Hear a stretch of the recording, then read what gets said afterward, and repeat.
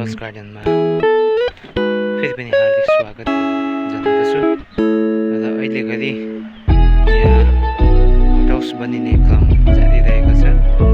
र यसरी घरदेखि माथिल्लोपट्टिको भिउमा कान्दामा एउटा नयाँ हट हाउस गइरहेको छु।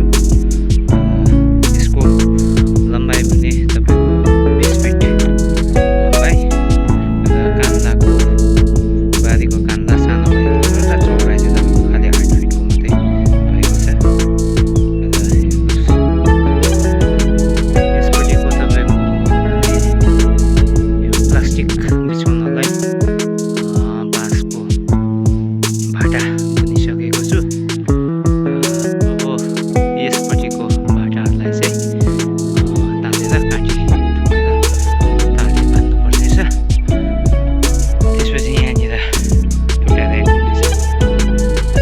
ऱ्याक हुन्छ, यो लगभग 2.5 फिटको राखेको छु जग्गा सानो भएकोले गर्दा। र यसपट्टि यहाँ चाहिँ मेरो यो लिफमल कम्पोस्ट गर्ने जग्गा हो। र यहीँनिर एउटा सानो गेट पनि बनाउँछु। र यहाँ भने यो भित्ता अलिकति उठेकोले गर्दाखेरि चाहिँ तपाईँको यस्तो भएको छ। यहाँ